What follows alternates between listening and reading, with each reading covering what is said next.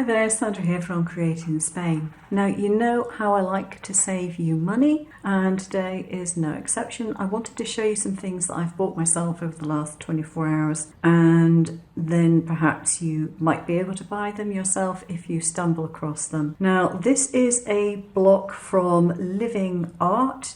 It's paper and card, so you have 15 sheets of coloured card of 210 grams, 31 of coloured paper, which is approximately 120 grams, so that's a good thick paper, and 2 craft papers also, I'm not quite sure what the difference would be, 120 grams again. So you have card and paper in coordinating colours, and this pad was, this is probably what they call the craft paper. This pad was $3.99.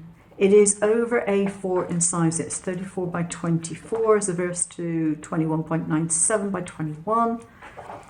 And I know from experience that these branded papers cut really, really well. So there's a really good selection of colours, both card and paper. And it's handy quite often to have them coordinated. Sometimes I'm looking for a coordinated paper and I just don't have it.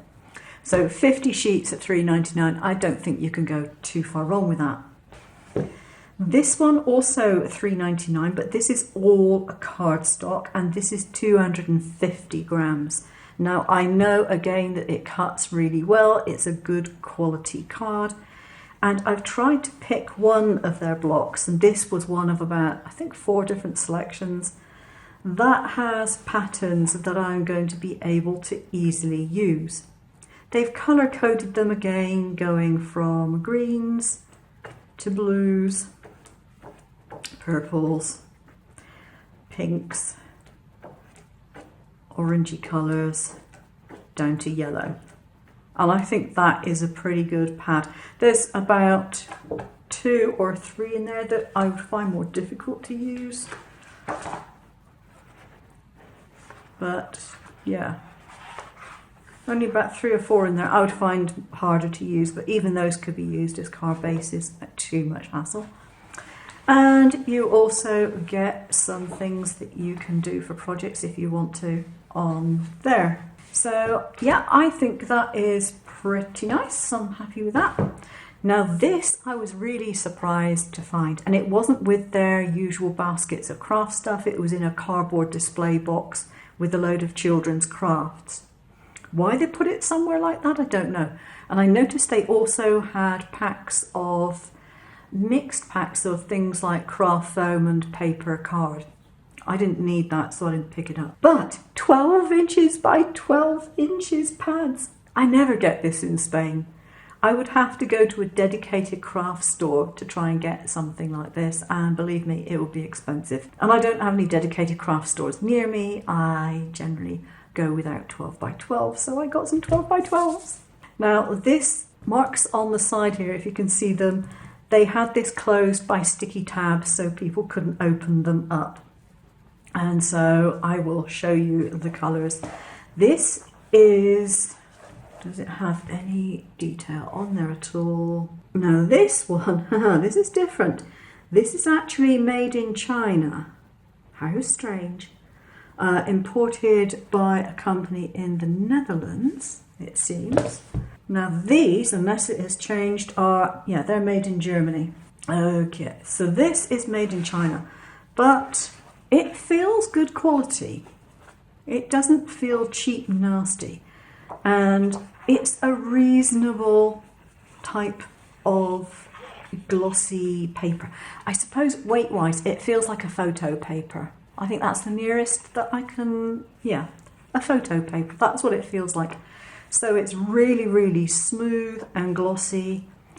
Not suitable for doing card bases, but you could do things like gift tags and other things from it. And if you're layering, you could layer with it as well. And this is in 3 or 4 sheets of each colour, and the colours are really nice and bright.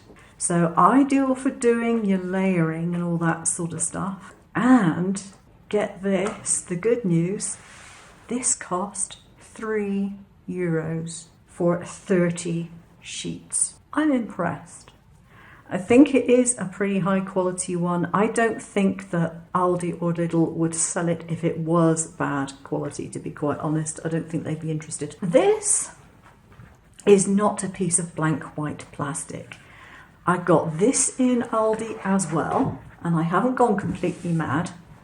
I know I don't have children. I do have a grandchild that I haven't seen yet, due to COVID, mutter.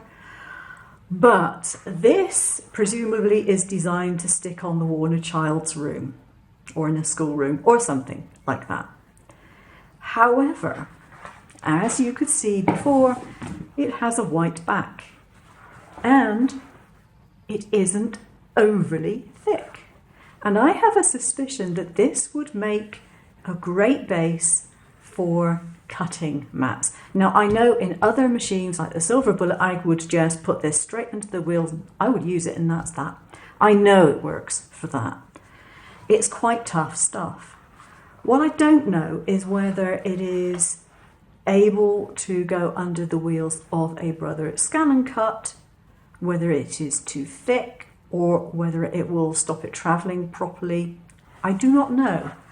However, at $3.99, if you can find something like this to make your mats from, if you're not aware, I've already got 2 videos on how to make Brother Scan and Cut mats. One video for the CMs and another one for the DX. And people have tried it and it does work. And this would be big enough to make a single mat. You couldn't make 2 out of it. It's not quite big enough for that. But you could easily make a single one. Let me just show you. Here is my standard Brother DX mat. I know it will work as a cutting surface. What I don't know is whether the Brother machines would accept it. It is slightly thicker, perhaps. It's difficult to tell. It's a different sort of plastic. Hang on, thinking about it, I have.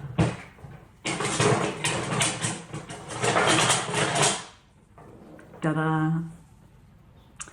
Okay, let's see how thick this is. 0.04. And this one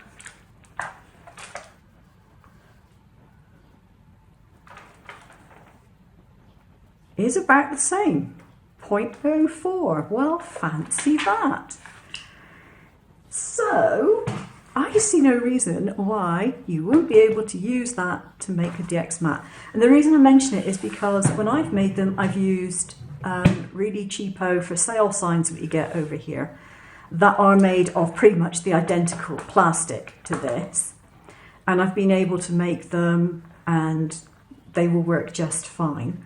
But this is actually a tougher, it doesn't appear to be thicker, but it's a tougher plastic, which should mean that instead of having a difficulty with these corners turning up on the mats, which a lot of people have issue with, you're not going to get it with this. I don't think that is going to turn up in the same way because it's just a stiffer plastic. So I may or may not get round to making a mat from this to try out, but at $3.99, you know, if you're in Europe and you've got an Aldi nearby, then I see no reason why that can't be used. And that will save you a considerable amount of money. Here's a quick craft hack for you today, and one that's invaluable if you have pens that suddenly stop working but you think there's still ink in them. Now this is a Sakura metallic pen, and because I have quite a lot of these, it's probably been sat around for a while, and I went to use it and all I was getting out of it was some kind of clear liquid, and I thought, okay, something needs mixing up in there. So I did the usual thing, you know, you shake it around a bit, you know, you tap it a bit, you write, scribble on places, and nothing was working. So I took a cloth and I tried cleaning the nib, and that didn't do anything either. So I thought, well, I can either throw it out or I can attempt to rescue it. So I decided to attempt a rescue. So what I did was I pulled out the nib, which you can do with a pair of pliers quite easily, and you end up with your tube. So I took a piece of wire, this happens to be florist wire, and I worked out how far down it needed to go, pretty much. and I stuck the wire down through the tube and wriggled it about a bit with the intention of just stirring the ink up.